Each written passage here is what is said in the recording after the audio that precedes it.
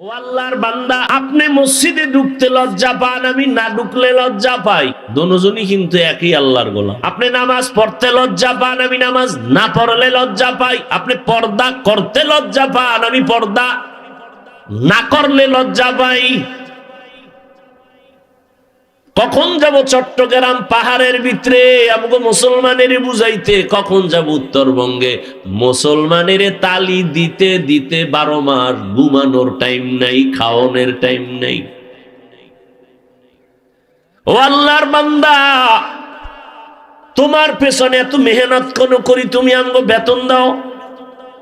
কি বেতন দাও? মসজিদের এক হুজুরের বেতন 5,000, 7,000, 10,000, 6 মাস বাকি। ঠিক নেই? আপনারা সরকারের টাকা খাইয়া, বেতন খাইয়া আবার সরকারের বিরুদ্ধে মানববন্ধন করেন। সরকার বেতনের স্কেল বাড়াও, না হয় গদির মধ্যে লাল বাতি জ্বালায় দেবো। কোন ইমামের 6 মাস বেতন বাকি, একজন ইমাম মসজিদে বলে নাই বেতন যদি না বাড়াও সূরা উল্টা ভরুম। কইছে? বরং তুমি গালি দাও, ইমাম শুনে জবাব দেয় না। তাবলীগওয়ালারা তোমার পেছনে ঘুরে, পীর সাহেবরা ঘুরে কিছু পাওয়ার জন্য না, তুমি টাকা পয়সা দিবা। অথচ তোমার পাশে দাঁড়াইলে কি গন্ধ, বিড়ি টানছো, গাঞ্জা খাইছো, কত গন্ধ, পোশাকের গন্ধ। আমি বেশভূষা নাই, স্বাভাবিক চলি, তারপর আমার পোশাকটা পরিচ্ছন্ন। একজনে দাঁড়াইলে ঘেরান পাবে। তুমি তো সারাদিনে অজু গোসল নাই, গন্ধ, পোশাকটা ধোয়ার টাইম নাই, গন্ধ। এত কিছুর পর আমার পরিষ্কার পোশাক নিয়ে তোমার বুকটার সাথে বুক লাগাই, তাবলীগওয়ালারা হাতে ধরে সুন্দরভাবে বুঝায়। কি বুঝায়? আমার দলে আসো। একবারও বলে না। সবাই কয় আল্লাহর গোলামি করো, নবীর তরিকা মাইনা চলো, নবীর আদর্শ মানিয়া চলো। কারণ ভালো যদি হইতে চাও, সম্মানের জায়গায় যদি থাকতে চাও, ওই সম্মানের জায়গার জন্য তোমার চরিত্র ভালো লাগবে, সুস্থতার জীবন লাগবে, দুইটা পুঁজি লাগবে।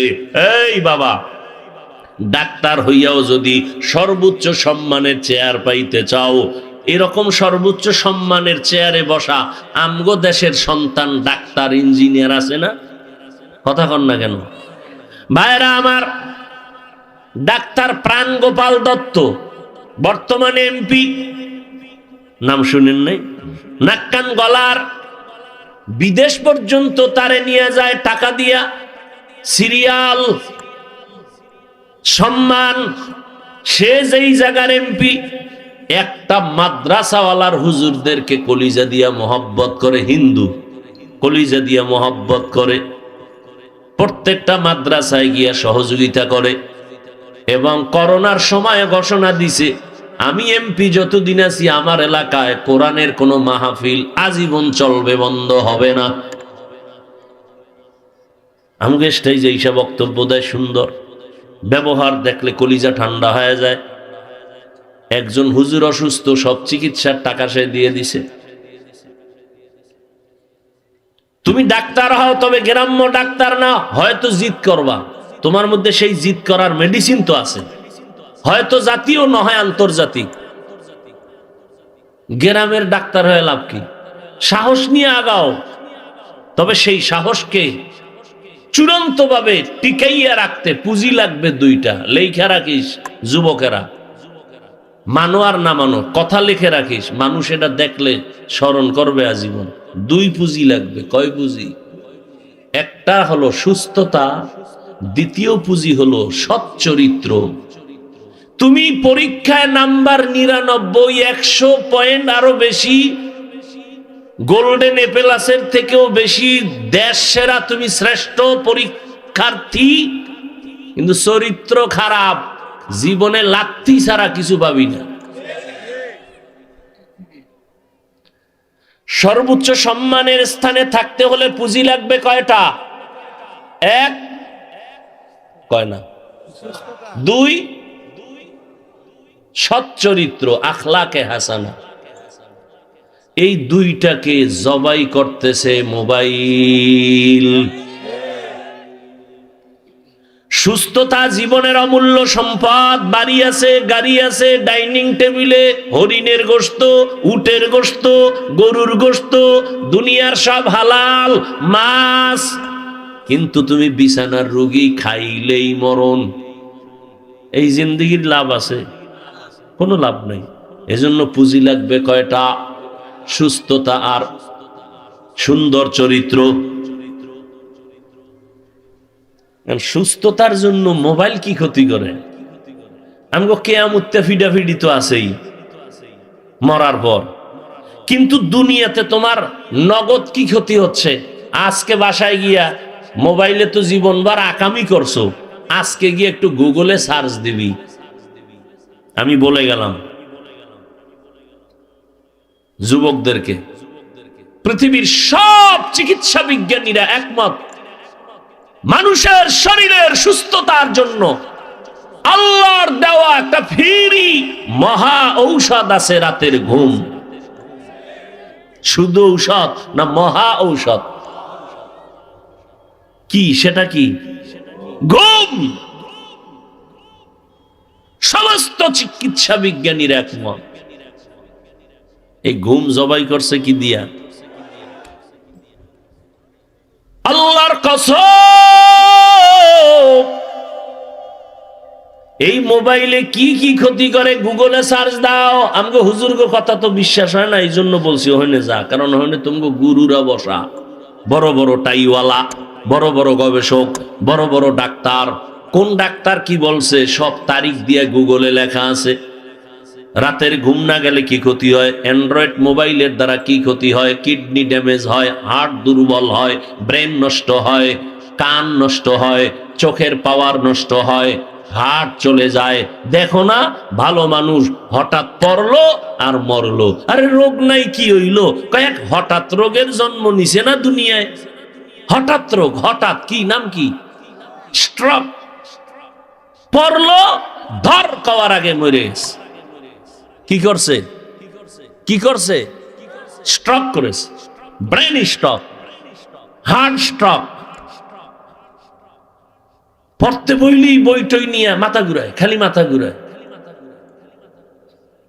পড়তে পারে না, মাথা ঘুরায়।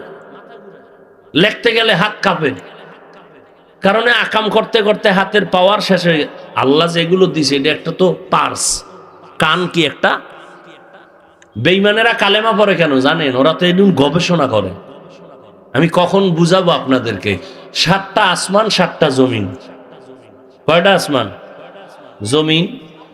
এই যে বানাইতে আল্লাহর সময় লাগছে 6 দিন। কয়দিন? আর আপনার মতো আমার মতো একটা বান্দা বান্দিকে নাপাক পানির থেকে মায়ের গর্ভে ওজন কয় কেজি হইব? আরে কোন না কেন? মায়ের গর্ভে ওজন কয় কেজি? 2-3 কেজি। লম্বা কয় হাত? হ্যাঁ, হিসাব করেন, কয় হাত? 1 হাত। এই একটা বান্দা বানাইতে সময় লাগাইছে আমার আল্লাহ 6 মাসের মতো। এত বিশাল আসমান। কয়টা? 7টা জমিন বানাইতে সময় নিলেন 6 দিন। তোমার মতো আমার মতো 1.5 ব্যাটারি রে বানাইতে 6 মাস কেন? ভালো করে বুঝো। এর এক জবাব হলো, ওয়াত্তিনি ওয়াজ্জাইতুন ওয়া তুরি সিনিন ওয়া হাযাল বালাদিল আমিন লাকাদ খালাকনাল ইনসানা ফি আহসানি তাকওয়িম। 4টে জিনিসের শপথ করে আল্লাহ বলেন, আমি মানুষের এত সুন্দর করে বানাইছি, এমন সুন্দর কোন প্রাণী আমি বানাই নাই। এই মিয়া বুঝো, 100 টাকার ফর্মা আছে না? ওটার কি কয়? 100 টাকা যে বাইরে, ওটার কি ডাইস কয় না কি জানি কয়? 100 টাকার ডাইস থেকে যত কোটি কপি বের হবে, কয় টাকা? 500 হবে না? 500 টাকার ফর্মা থেকে যত কপি বের হবে, কয় টাকা হবে? 1000 টাকার ফর্মা আলাদা, ওখান থেকে যত কপি বের করবে 1000, 1000, 1000। আর আমার মালিক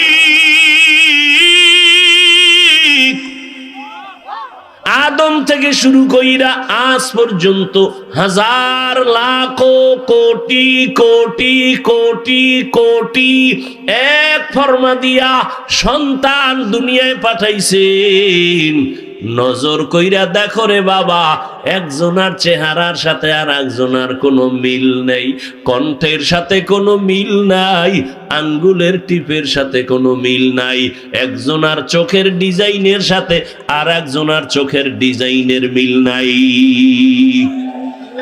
या इलाही तू मेरा माबूद है, या इलाही तू मेरा माशूक है, या इलाही मुझसे मुझको दूर कर, ताके देखो मुझ में तुझको एक नजर।